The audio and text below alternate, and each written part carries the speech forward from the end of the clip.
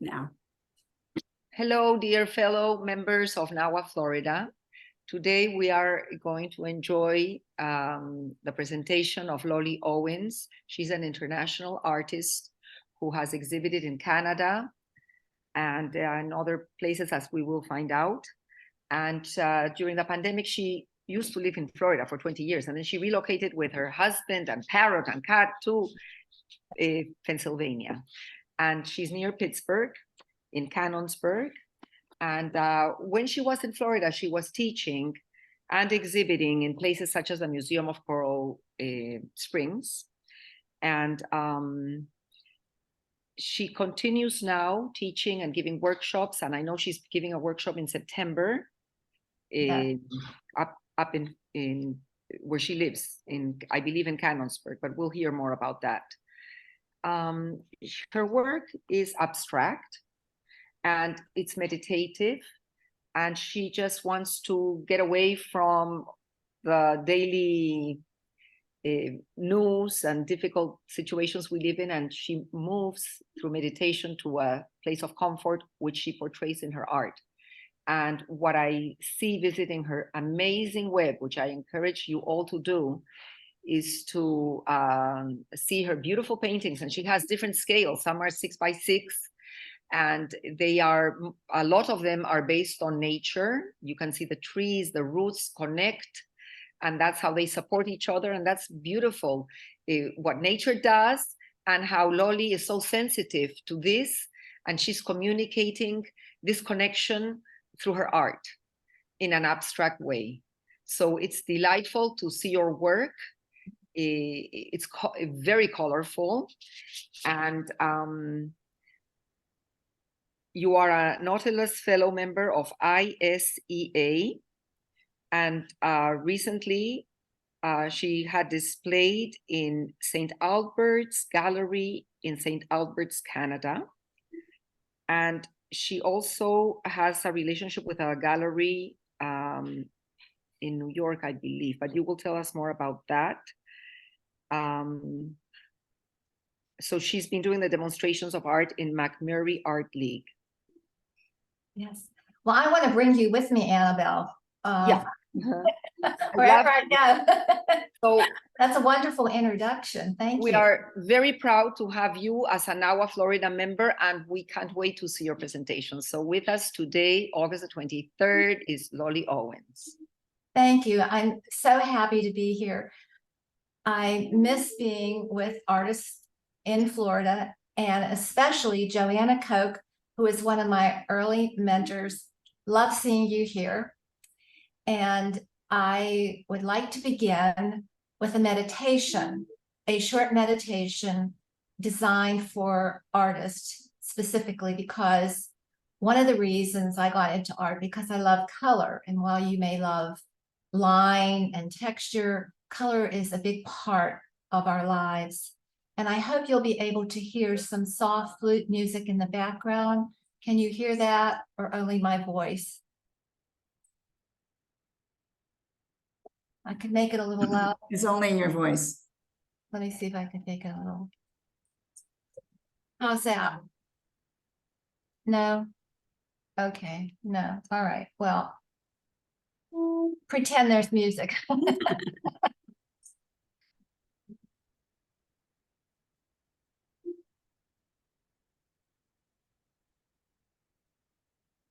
I'd like you now to just relax. Sit comfortably on a chair or recline on a sofa or floor. Just become comfortable. If you're sitting in a chair, put your feet on the floor flat and rest your arms on your lap.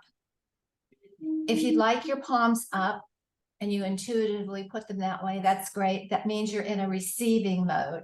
But if you need grounding today, put them down and you will have a grounding experience.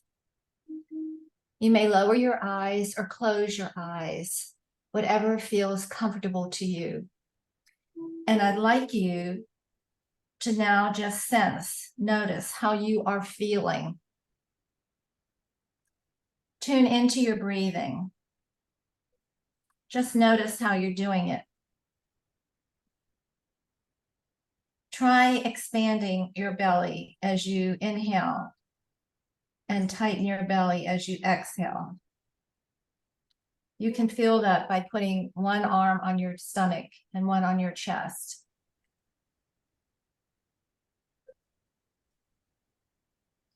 Just relax those stomach muscles and breathe.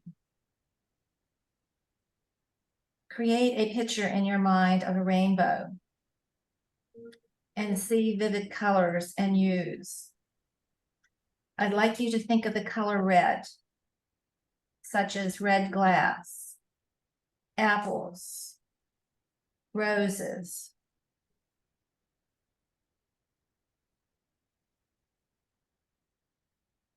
Now think about the color orange, such as in carrots, pumpkins, and fall leaves.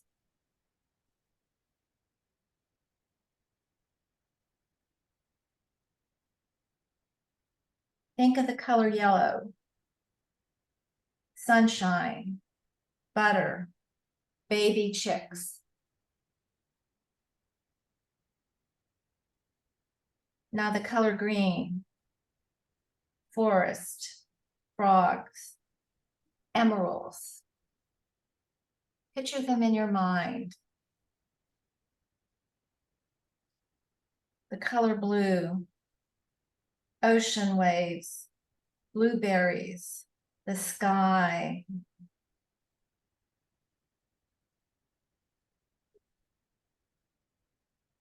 Now the color violet, as in violet flowers, lavender, grapes, eggplant.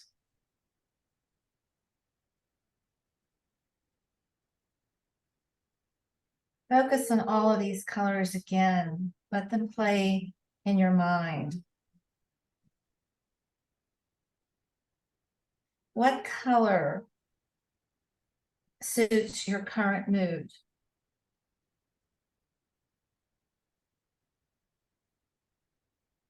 Now choose that color for any future painting you may want to do today. And as you gently continue to breathe, move your fingers gently to awaken from this meditation.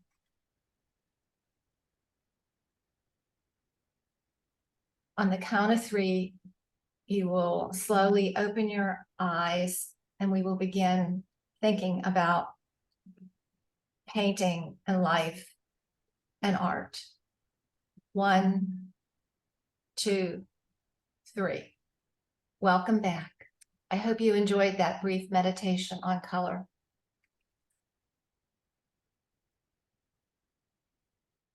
Okay, this talk is about painting from the inside out because I go within before I begin. That brief meditation is one that I do and others like it. Meditation can be anywhere from 5 minutes to 30 minutes. It can be standing, it could be sitting. You don't have to have any particular ambience around. It's nice if you have candles and bells or lovely music. But meditation is thinking about one thing and calming your mind and breathing into it. So color is what was introduced today. Annabelle mentioned some associations. I'm also with the Santa Clara County branch of the National Association of American Penwomen. And starting next month, one of my paintings will be featured on their website. And I'm very excited because I just got news of that. I'm also a member of the International Society of Experimental Artists. And as a Nautilus member, that means that 6 of my paintings were accepted into international shows. And of course, the National Association of Women Artists, and locally with McMurray Art League. So one of the reasons I chose color to meditate is it's related to the chakras. And back in April of 2010, I experienced a heart attack, which started me on this journey. I was an unlikely candidate to have a heart attack, and unlikely because that was the term they used in the hospital because they were trying to figure out what happened to me. I wasn't overweight. I wasn't a smoker. I had a healthy diet. I'm a slim person. My cholesterol is slightly high, but it's hereditarily high cholesterol. My other numbers were good. But it started me on this journey as life changes and you begin to think what this is all about and what am I here for? At the same time, I met a couple, Suzanne Geisman, who's a former Navy commander, and her husband, Ty, who's a retired U.S. Navy captain. Full-time military. I met them, they had both retired. They had a daughter who was also in the military and was tragically killed in a training flight. And that launched them onto a journey of spirituality. And I had heard some talks about spirituality, but never from military people. And so it was quite profound. And they wrote a book called Still Right Here. I would recommend this book highly to anyone. But the point of this book that I wanted to point out is in it, they say the human soul, everybody is born with these 7 elements or features. One is we all know about love, or we all have the capacity to feel love. We have courage within us. We have the ability to feel joy and gratitude and peace, humility and strength. These are all part of the human soul.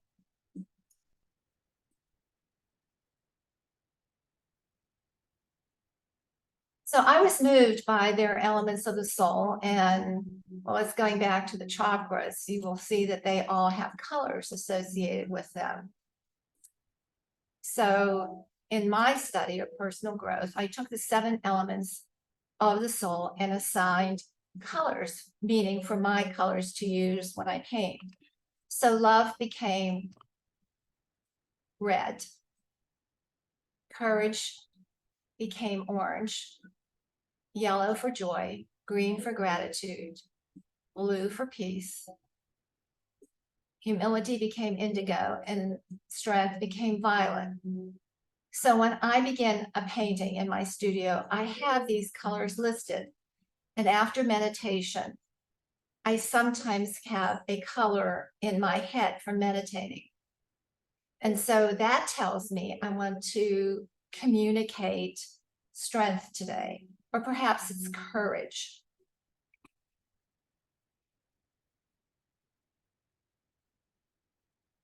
So I had time to really think about that a lot during COVID because we were all indoors. And while we were sheltering in place, and after living in Florida for over 20 years, we decided to sell our home and return to our birth state. Both my husband and I were born and raised in Western Pennsylvania.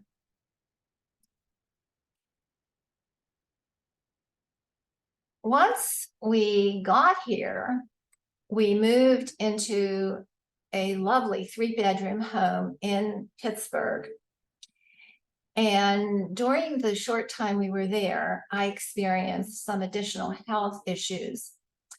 And I fell and broke my left humerus, which is my left shoulder, which made things very painful.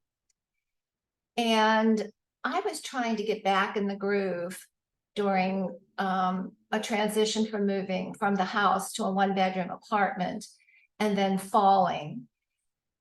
And I wasn't in a very good place, and I wasn't doing any art. And I came across an exhibit that had some work of this Italian artist, Artismia Gentileschi. And I was so impressed by her work that I bought this book. And I tell you, if you're ever in a rut and feeling like I'm never going to create again, or this is all too hard, this Italian painter had so many forces against her creating, and yet she did and became very successful. And one of her mottos was there on the book, "I'll show you what a woman can do," which told me I had to go home with this book, and I've not regretted it. And I highly recommend it to anyone interested in finding out not only about good art, but women artists, because I don't think we know enough about our foremothers. Lolly, let me interrupt you. Can you click the little above? You see red, yellow, and green buttons. If you click the green, maybe we can get a larger screen because you are not in the largest screen possible. I am, maybe You I are? can, yes. You can Oh. put it on, what you want to do is you want to put it on the slideshow, and you can actually click through the slideshow, and that will make it larger. Right now, you're in the mode where you actually do the individuals on the left. So on the slideshow, it should go full screen. Okay, I just clicked slideshow at the top. And then let's see why it's doing that. There you go. Got a little Is it bigger. better? And then, yeah, It's it a got little bigger. better. Yeah, that's pretty And you much. press the green button, right? The green is on? Yes, the green is on at the Okay, bottom. great. Thank you. It's because the Zoom has to show their own features on it. And that's why. But this is as big as it'll get then. Okay. Sorry for the interruption. No, I hope you can, I'm wondering if I could make it, if I just move It's the, good. It's just that the font is a little bit small to read. That's all. But it's good. The presentation is good. oh, Please continue. Don't worry. Thank you. okay, so I decided that I needed to play to get back into art. My usual meditation poses caused me pain and discomfort because, you know, I felt at that time I had to be on the floor, for instance. And that's how I came to learn that that's not really necessary. So I decided to play with collage because I had a lot of stuff lying about, particularly dried acrylic skins. And I had some pretty skimmer mat cards and some beads and just stuff lying about that studio people have. And I began to explore not only how to meditate in a new way, but also just to let go and play. So I created a series of cards, a few of which I will show you.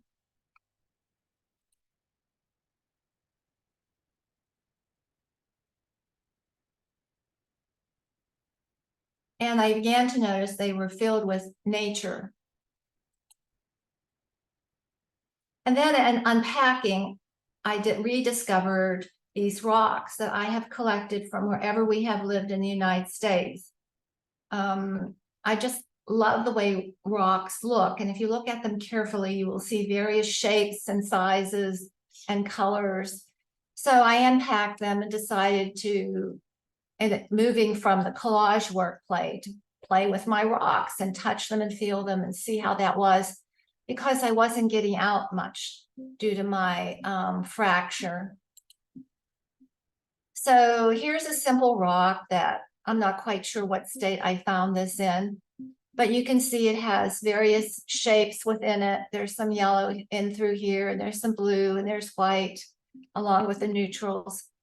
So I took out some oil pastels, and again, just wanting to do something small, an 8-inch by 8-inch cradle panel, the ampersand value series. And I began to play with the oil pastels and created some pieces like this. These are all little baby steps to getting back to something larger.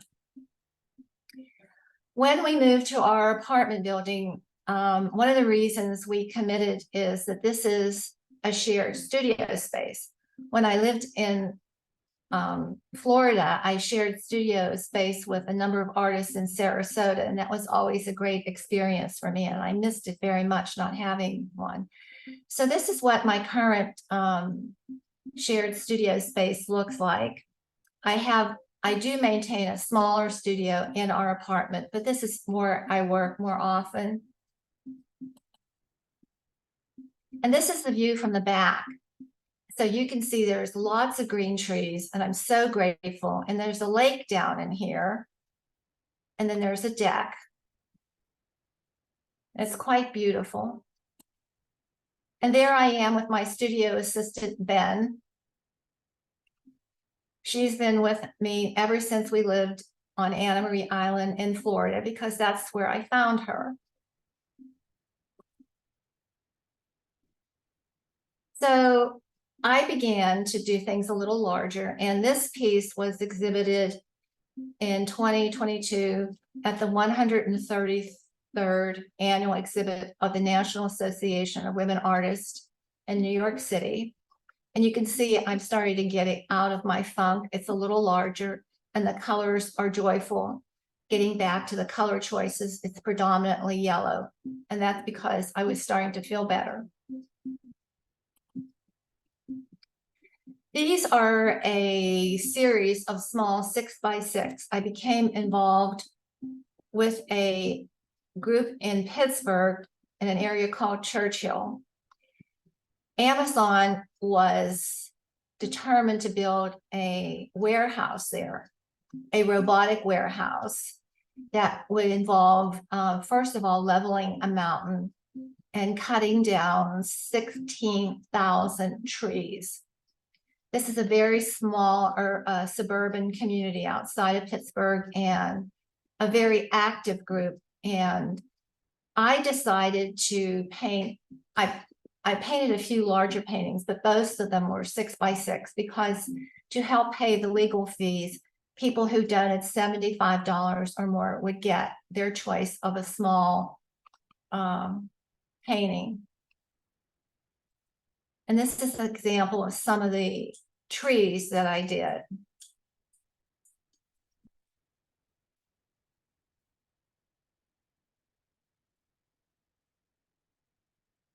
So then we go to the war in Ukraine began, and I did this Everyday People in War piece. And what was different about it for me was, for the first time, I actually worked on the New York Times international page, actually a page from the New York Times. There was a section about the war in Ukraine. And I had to figure out how to do this, because of course, when you work on newspaper, it disintegrates pretty quickly. And I didn't want to completely gesso out a lot of the wording in the piece. So I glued and then hand sewn a interface fabric in the back of the newspaper to give it some strength. I used clear gesso on it so that some of the verbiage showed through at times. And then I created these images of people in war. And then I used these antique buttons that I had had for years. I got them at an antique store. And they represented buttons from the people who had died in this war. And it was selected to be exhibited in Canada. This is lovely. I was going to ask, what is your background that you're using? Is it canvas or is it board, or what are you using for the background? Like to the base. Oh, on that one, on the. It said fabric, but I'm imagining that you meant that was fabric in the process, not the. That was an actual piece of newspaper from the New York Times, but I backed it with fabric called interface fabric. So. And do you put that on canvas or do you put that on board? No, I just put it on the newspaper, and then I matted, framed it when I shipped it off to Canada. So it was protected behind the framing. It wasn't matted, it was mounted on board and then framed and glassed. But the work itself is on newspaper with interface fabric in back of it. And your smaller pieces, do you work on also? Is it also on board or is it on canvas? It's on board. It's on ampersand board. Okay. 6x6 ampersand board. They're value series. They have different levels, but on those small pieces, they were the value series. And by that, it means it has different texture. And this, I'm going to go into some of my portfolio work. It just kind of jumps around. This is Coming and Going in Love, and this is on canvas. And it started out being acrylic, and then I went into oil pastels.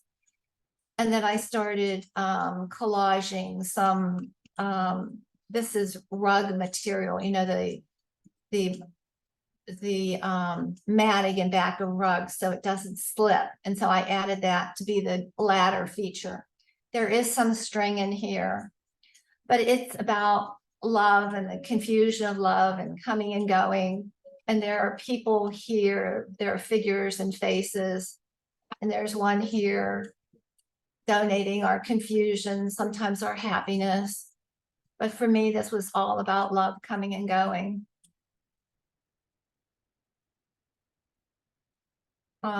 Broken crayon still color. This is done on paper.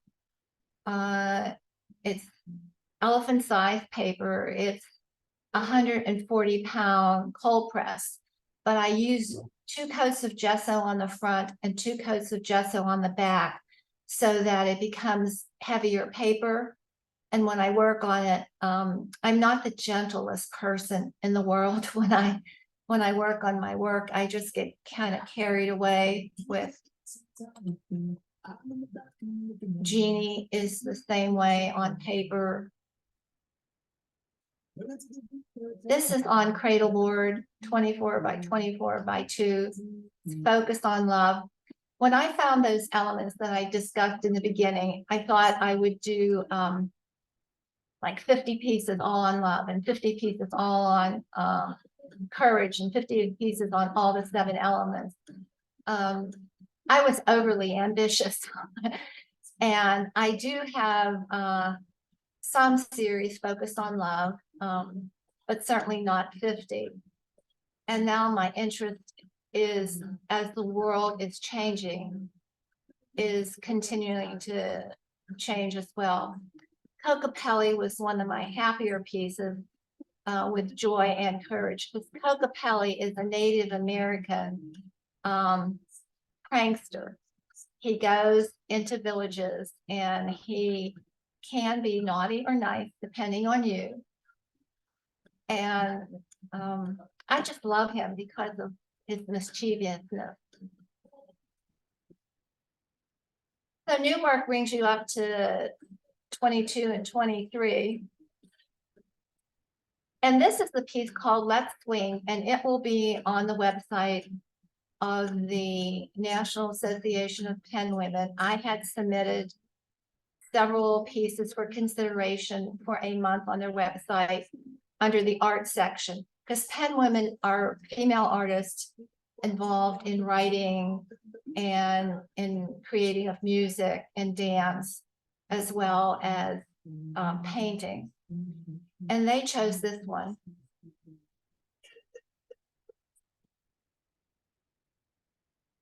Spirit Bird is a smaller work, 32 by 24 on paper.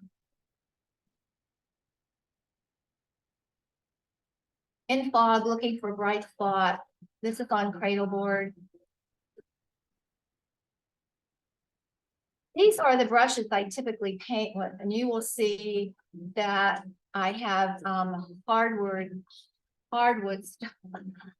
store brushes here because I'm very rough on brushes. This is an original watercolor brush that I've had for many years, and I love it dearly. So I take that extra care of caring for it when I'm finished. But you can see how well worn it is because it's gone from watercolor to acrylic, back to watercolor, and it just does everything for me. It was actually designed by another artist, and I don't remember her name anymore, and her name is worn off. It was originally on the brush. I want to say it was Judy Betts who did it, but I'm not entirely sure. But it's done really well, and so whenever I see an artist has designed a brush, I'm really open to it. These are some brushes I've created myself. I did a workshop when we lived in Washington State with an artist named Glenn Grinshaw. And I've lost track of him, but he got, these are actual animal fur that he provided in the workshop. And then he showed us how to mount them on these various sticks. And I do use this for mark making. I use these toward the middle or the end of my work because they're so precious to me that I can't see using them all the time. And when I do use them, I immediately clean them for fear that I will somehow, I skipped ahead here. Sorry about that. Where was I? Brushes. Here we go. Okay, these I'm giving you an example of how I work. These are materials that I'm going to use in the work I'm showing you now. Cheesecloth and string. I use NovaColor paint jar. I use sprays. I use golden paints. I use Winsor and Newton paint. I use fluid paints. I use soft body paints. I use Utrecht gesso and graphite pencils. I'm sort of all over the place, but I do use professional grade paints. Sometimes I begin with a drawing, and in this case, I thought I wanted to do a face. And I laid down I covered everything with gesso, did the drawing, and then I added the cheesecloth because at the time I imagined that that would be the hair of this figure, of this face. And you see it's not entirely smooth. I intentionally have little hills and valleys in it because I like the texture. And I've never had any problem. I really use a lot of gel medium to adhere the cheesecloth to, in this case, canvas. I was working on canvas.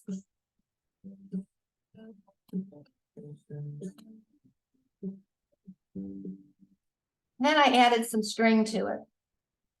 I felt that would be fun. I mean, I've never had done cheesecloth with string, so I thought, why not?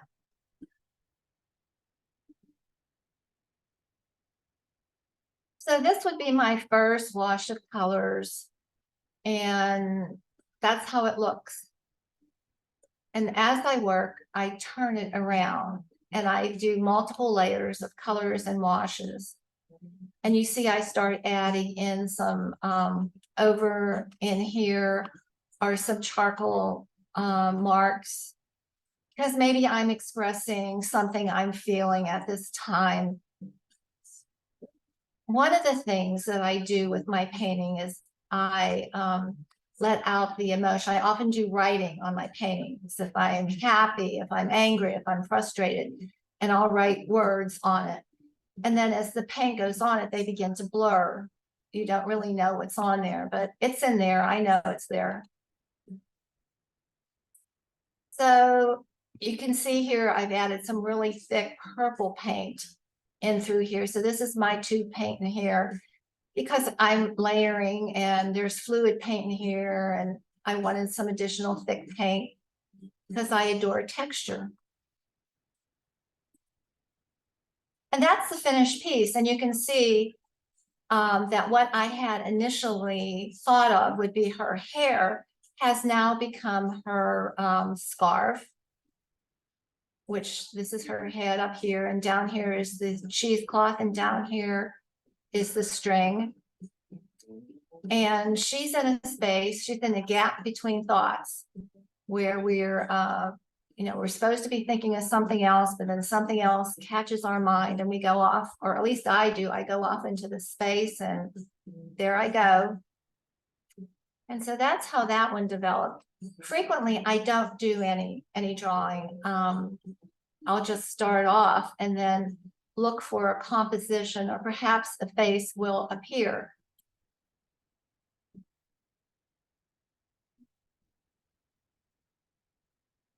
My current passion is about trees. What happened in Hawaii is just one of a long string of incidents. Currently, there are wildfires that have spread into the state of Washington. And we have destruction by fire, by wind, by flooding, by man with so-called development. And one of the things I discovered when we returned in Pennsylvania, that there are a number of people who are actually afraid of trees. They're afraid the limbs are going to fall down on them or fall on their car or on their house. They don't like trees because trees shed leaves. I mean, there's a lot of negativism toward trees. And I discovered a book, again, I recommend it highly. It's called The Hidden Life of Trees by Peter Wollenberg, who's a German forester. Has over 30 years of working, preserving old growth forests in Germany. And he has left his job to have a movement or a school teaching people about science-based evidence as to why we should care and be aware that of trees and the benefit of trees. So I started thinking about trees and the uneven paths that you walk when you walk amongst them. And I started off with this small 12 by 12 panel of a walk I had in the forest and how it felt to me.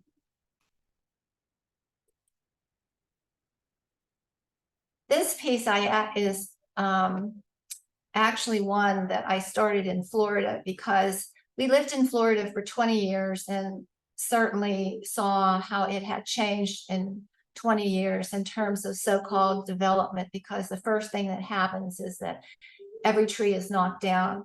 And when a development happens, then only palm trees are planted. And that is not good for the diversity of nature. So there is this white here, in my mind, is the back of a developer. And there's one low tree here standing.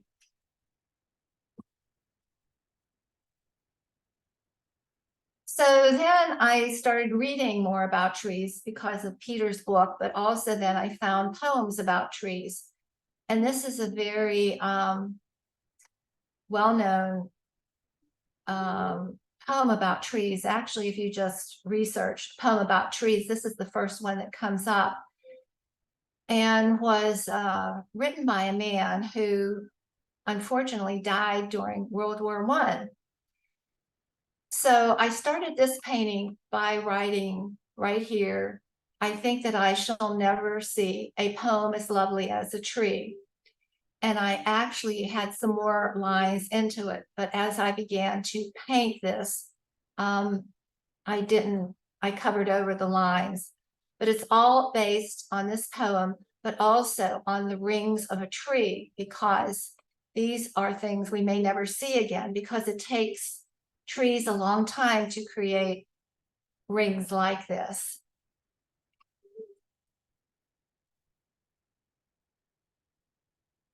So now I'm going out for walks more, and these are some of the things that I've enjoyed on walks. I've found barks of trees and cattails and insides of hornet nests and feathers and green leaves. And one of the things is it's only August here, and our leaves are already beginning to turn, which is not a good thing, because fall here generally begins in September, and usually the peak of it is October, and already we're beginning to see some dry leaves, even though our temperatures, we've had rain and our temperatures are still warm. I enjoyed this forest path. I just walked wherever the light was, because there really wasn't much of a path.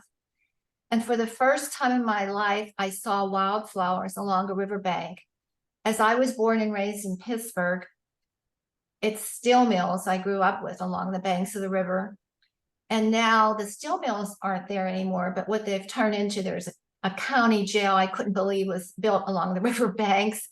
And what used to be steel mills are now office buildings, and in some cases are apartments, but no wildflowers. And it wasn't until I got to the Upper Allegheny that I saw that, and I was very excited to see that greenery.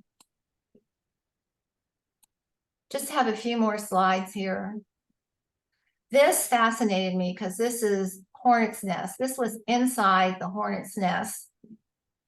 And this is a piece of the outside of it. And I just love the waves and the line there. And it's so light and fluffy. It's almost like a feather. And the white is so beautiful. It's like a celestial white. I never knew hornets could build such a beautiful nest.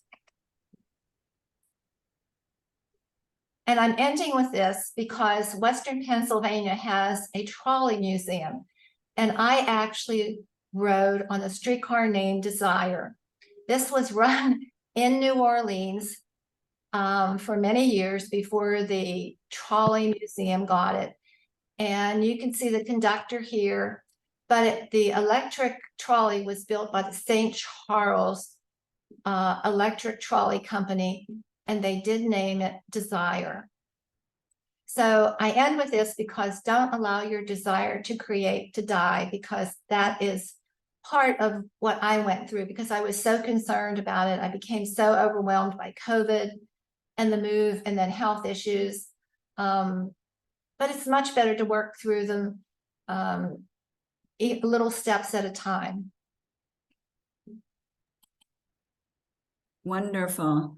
If anyone has anything to ask or say, please unmute yourself and ask your questions. Lolly, thank you for this extraordinary presentation. I was browsing through your webpage and I was wondering why you paint these little 6x6. You have a lot of very small format.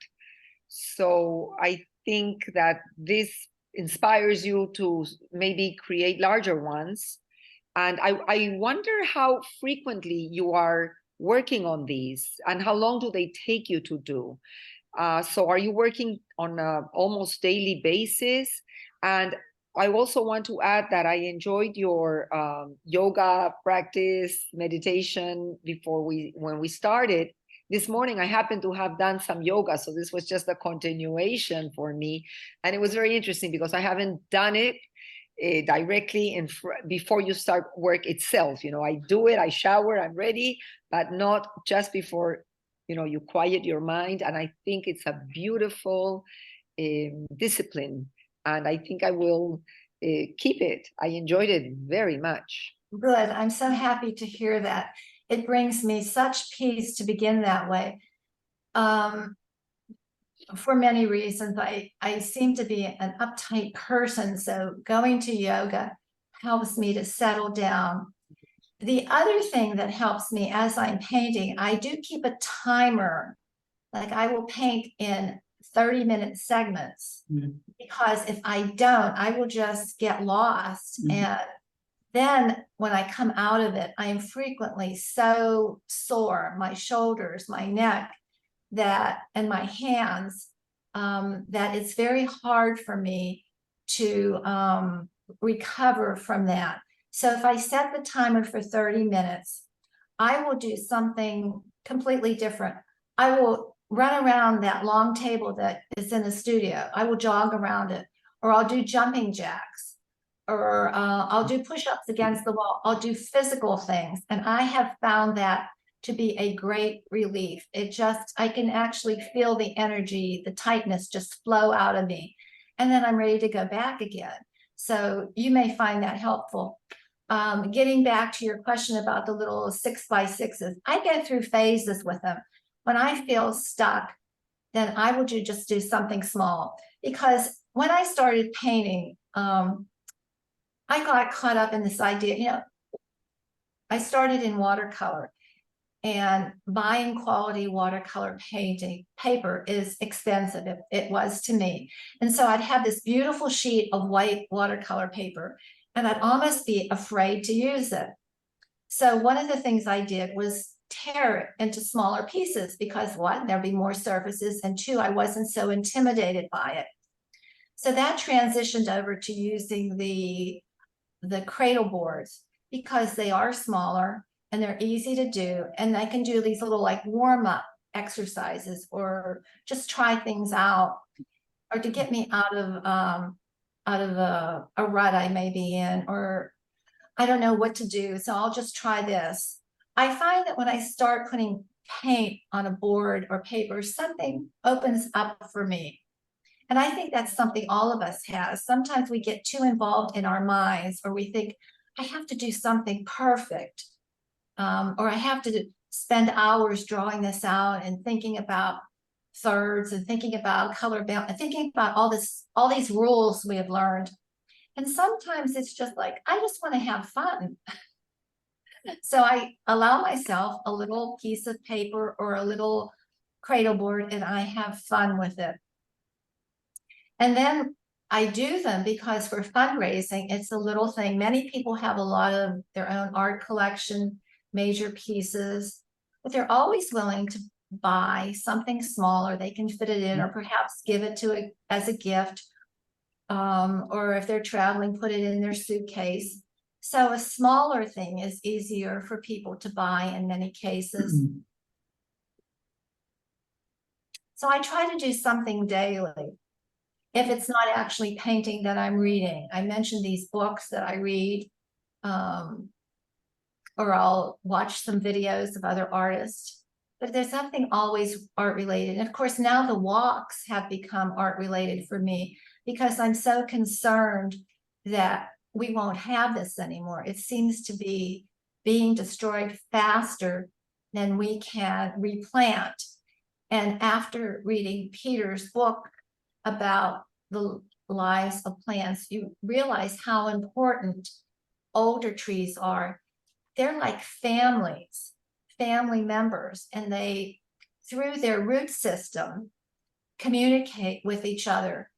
And there are beneficial fungus that grow on their roots that they share water, they share nutrients with the root system from to younger trees or ailing trees.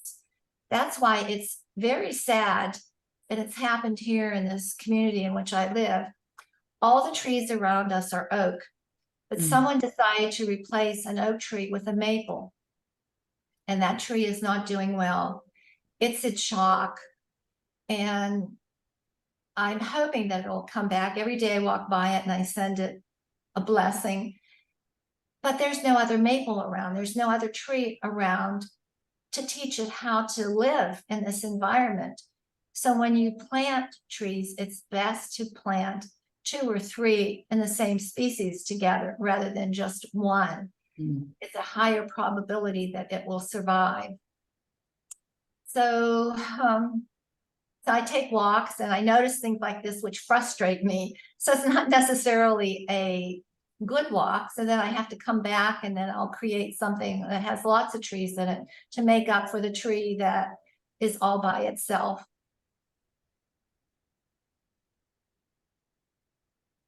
Well, I was going to, Lolly, I really enjoyed your, I'm sorry I was late, but the last half hour has just been very inspiring. I love your work.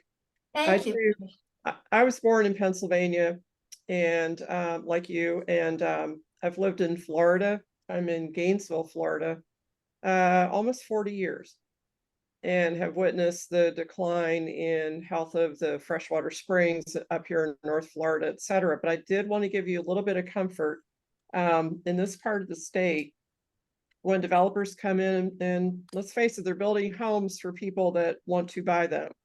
So if we want to stop, change in the landscape or alter that, we have to deal with where people want to live. But that's another conversation. Anyway, so when a tree canopy is assessed, there are strict requirements now in this part of the state that, they go inch for inch. And so the mature live oaks and hardwoods, you have to save. You can't take them down, heritage trees. And the other stuff, the understory, that gets rearranged, but is replanted inch for inch, and sometimes higher quality trees. And so in the 40 years that I've lived here, I've seen an incredible improvement in the quality of the tree canopy. we don't plant palm trees up here. That must be a South Florida thing. Mhm.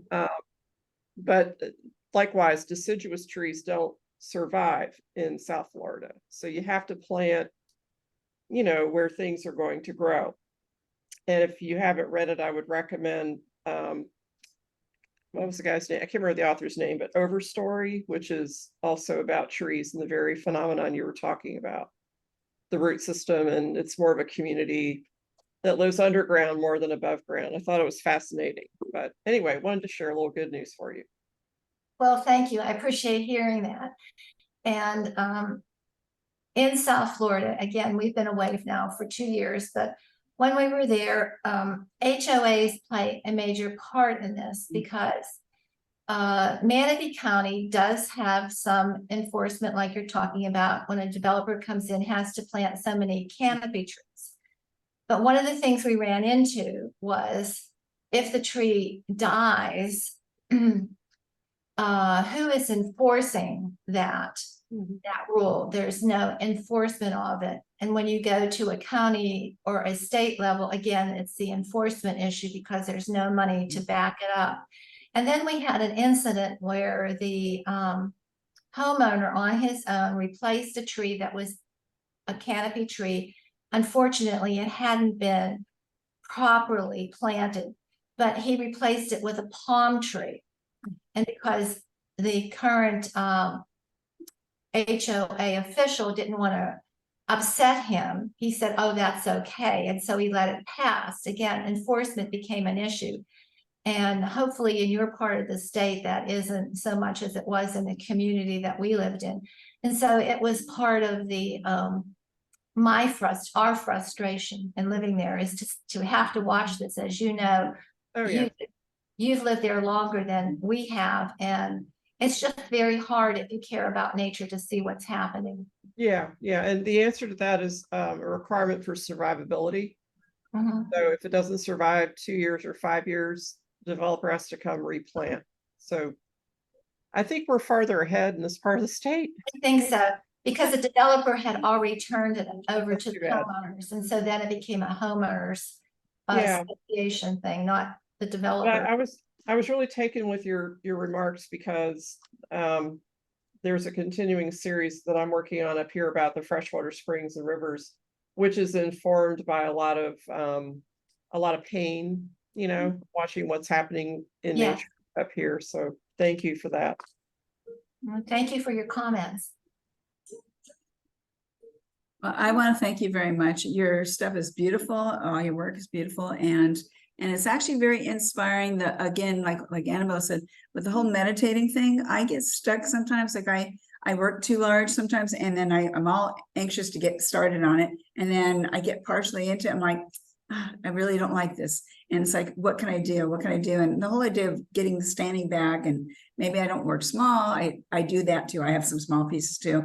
But you stand back and maybe just meditating and thinking about visualizing on, you know, what could be done, the colors, the shapes, the where you're heading.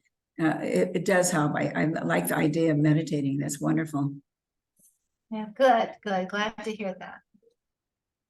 Lolly, I wanted to go back to, and I miss your face, sweetheart.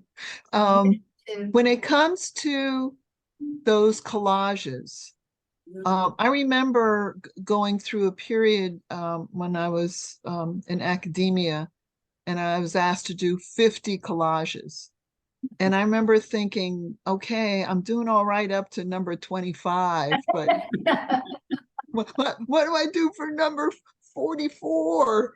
Anyway, so my point is, I'm finding it refreshing to go back to them after time has passed, and to recrop, don't change the work that's already been done, but how to look at them differently. And the other thing that I love is the fact that you were using the collage to play, because it can be so nicely informal as well as precise. It gives you the full range. So have you done anything with those older collages? With the older collages, Yeah, the ones that you've done. And that so it's the idea of going back and looking at it with fresh eyes. No, not yet, but it's interesting that you bring that up because I'm collecting them. I'm going to be teaching this class at the McMurray Art League in September. And I want to bring them to show them what I mean by playing, because it seems like a foreign concept for people who are serious artists, who are serious about studying. But I got into art because I love color and I love to play, and I'm not afraid to say that and to enjoy it. And so the whole point to everything I do and intend to do is to enjoy it. Now, I may start out with a very serious purpose in mind, a serious thought like the environment, to raise people's awareness of what is happening to our earth. But nobody right now needs anything more serious, because we get it every day. So how do I, and that's what I'm working, how do I translate that? And that's where all my layering comes in, because believe me, those first layers are very unattractive, let's say, and they're just down there. And then as it evolves and I begin to feel better about what I'm feeling, or I see positive examples of what people are doing, especially young people. There's a case now in Montana, a legal case that they brought before their court about being against that they are allowing this destruction of the air quality. They can't breathe clean air because of what they're allowing to happen there, that they have a right to clean air. And the court said, yes, this is legitimate. You can file a case against that. And they're young people doing this. And when you look at examples about that, then I want to paint about that and layer that on top of the other. So there is some hope there. And there's this balance that I'm working on. And those, excuse me, those earlier pieces, I'm just gathering them out now because they're like 2 years old now. And I will be showing them to the new students who are coming in. So I may do just exactly, every time I talk to you, give me a fresh idea. So again, thank you for that, because I hadn't gotten that far.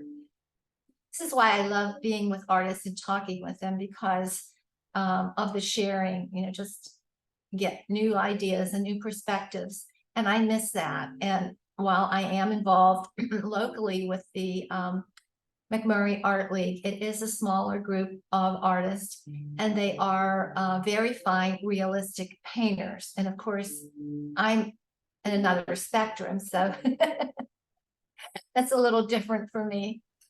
But I'm also glad that you are putting words into your painting, which we've done together. Yes. And then whatever shows up, or what a little glimmer of something that was from underneath.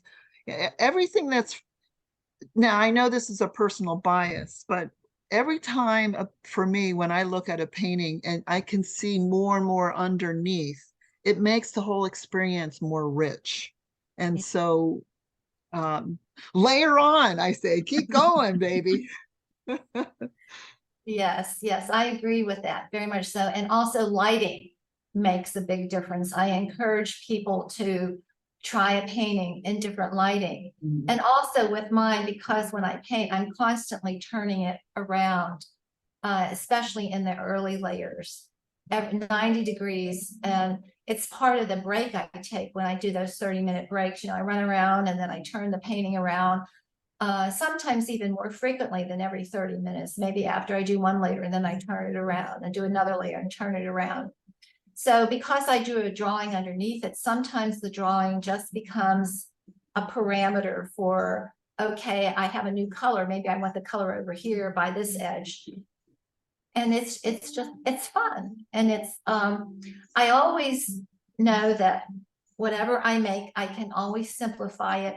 And then I remember composition, because composition is important in realistic painting, and it's just as important for abstractions. Non-objective painting is something else, but for abstractions and for me, I need composition in it.